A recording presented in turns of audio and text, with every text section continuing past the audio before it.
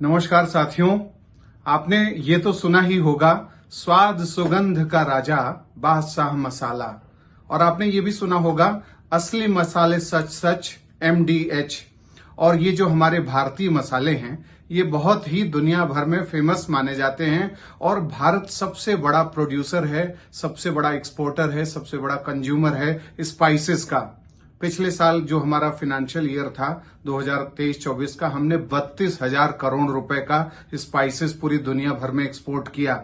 और इन स्पाइसेस के सामने अब प्रश्न चिन्ह लग रहा है, क्योंकि सिंगापुर और हांगकांग ने इस पर बैन लगा दिया है कि इसमें ऐसे कंटेंट हैं जो कार्सिनोजेनिक हैं, जिनसे कैंसर हो सकता है। यानी MDH और जो अलग अलग ऐसे मसाले हैं, स्पाइसेस हैं, उनको अगर प्रयोग किया जाता है तो एथिलीन जो उसमें ऑक्साइड है, उसके चलते जो है कैंसर हो सकता है। और इसलिए हांगकांग ने और सिंगापुर ने ऐसा निर्णय किया है कि इसका इस्तेमाल न किया जाए और वहां लोग इसको न खरीदें। और इसके बाद जो भारत की कॉमर्स मिनिस्ट्री है, उसने अपने एम्बेसीज को बोला है, जो दूतावास हैं वहां पर सिंगापुर में और हांगकांग में, कि एक डिटेल्ड रिपोर्ट बना करके जरा भेजिए, पता तो चले कि किस आधार पर ऐसा कहा गया है कि उसमें एथिलीन ऑक्साइड है और वो कार्सिनोजेनिक है। और ऐसे स्पाइसेस खाने से दुनिया भर के देशों में और खासकर सिंगापुर और हांगकांग के लोगों की हालत खराब हो जाएगी।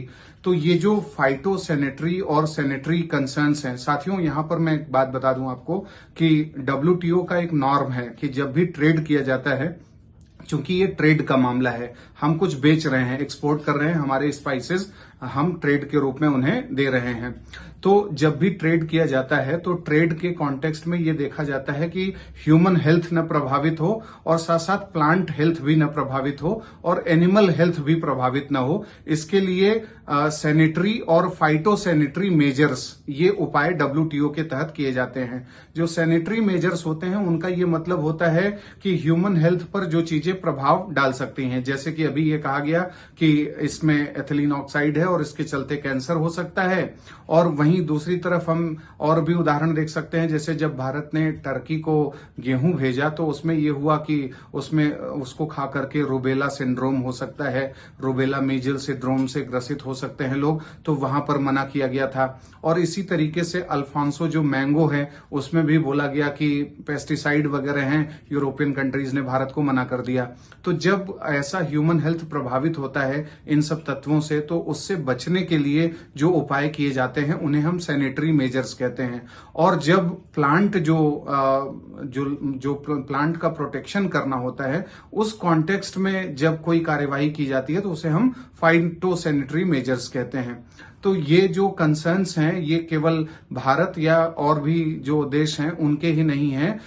कई ऐसे देश हैं जो ये चाहते हैं कि फाइटो सैनिटरी मेजर्स इस तरीके से ट्रेड के कॉन्टेक्स्ट में होने चाहिए कि उनके हित प्रभावित न हो।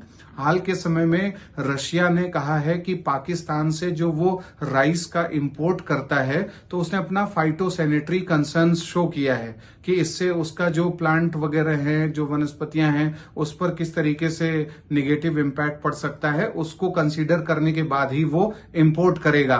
तो फाइटो सैनिटरी मेजर्स और जो सैनिटरी मेजर्स हैं, इन पर सवाल UPSC प्रीलिम्स में बना चुका है पहले, और ये एक बहुत महत्वपूर्ण डायमेंशन है।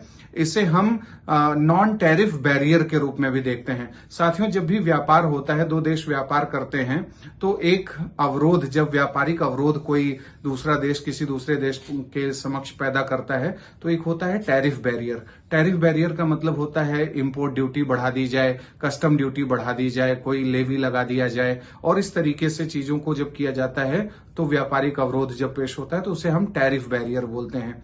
नॉन टैरिफ बैरियर का मतलब यही होता है, जैसे सैनिटरी मेजर्स या phyto sanitary measures, child labour या फिर bonded labour, human right violation, rule of law का जो वायलेशन है, जेंडर जस्टिस, इन सबको आधार बना करके इन्वायरमेंटल नॉर्म्स अच्छे नहीं हैं, बौद्धिक संपदा की चोरी हो रही है, इंटेलेक्चुअल प्रॉपर्टी थेफ्ट हो रहा है, इन सब चीजों को बेस बना करके एक देश दूसरे देश के ऊपर जो है कुछ ऐसी आपत्ति करता है कि व्यापार प्रभावित हो जाता है, तो उसे हम नॉन टैरिफ बैरियर कहते हैं।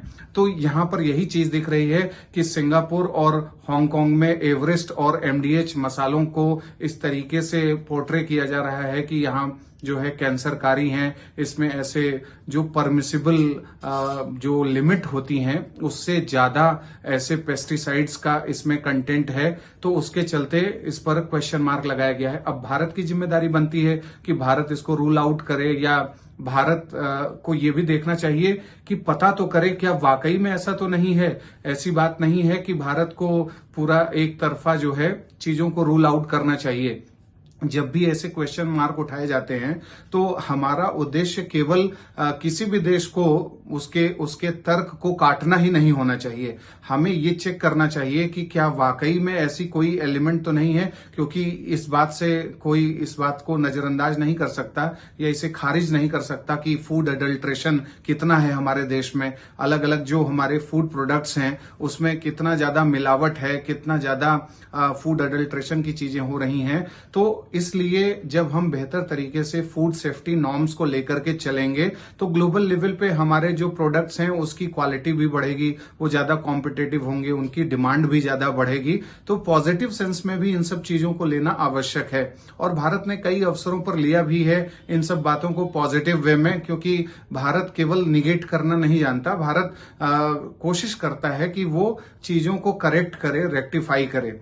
तो ऐसी चीजों को जब भारत आगे बढ़ाएगा तो सिंगापुर और हांगकांग के जो दावे हैं, अगर गलत तरीके से दावे किए गए हैं तो उन्हें एक्सपोज करने में भी कोई कोर कसर भारत नहीं छोड़ेगा। लेकिन जो चीजें हैं उसको भी निष्पक्ष रूप से देखा जाना आवश्यक है, क्योंकि हाल के समय में आपने देखा, चाहे पतंजलि का मामला हो या कोई और भी ऐसे कंपनी हो जिसमें कुछ ऐसे प्रोडक्ट्स तैयार किए जाते हैं जिसमें कोई जो भी दावा किया जाता है स्वास्थ्य को सुधार के स्तर पर, वो कितना सही है कितना गलत है उसका परीक्षण किया जाना जरूरी हो जाता है।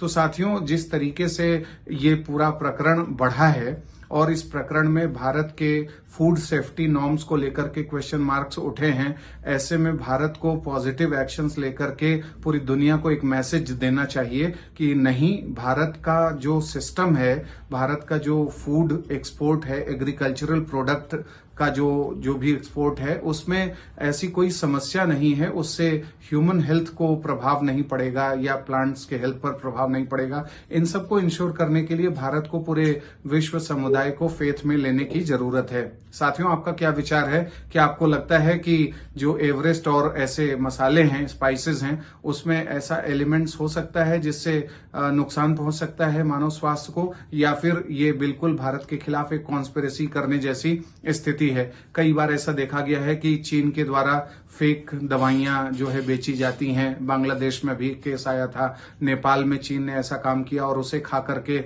बहुत से लोग जो है उनकी तबीयत खराब हो गई। कजाकिस्तान में और कई ऐसे देश हैं जहां पर कफ सिरप को लेकर के मामला उठा था कि उसमें भारत के कफ सिरप को जिन लोगों ने सेवन किया उनकी तबीयत बिगड़ी या इस तरीके की चीजें हुई, बच्चों पर असर पड़ा। तो इन सब चीजों का एक निष्पक्ष जांच करके इंडिया का जो एग्रीकल्चरल और जो इकोनॉमिक जो एक आइडेंटिटी है उसको सही दिशा में पोर्ट्रे करने की जरूरत है। आपका क्या विचार है साथियों? हमें कमेंट बॉक्स में बताएं। अगले कार्यक्रम में जल्द ही मिलेंगे। नमस्कार।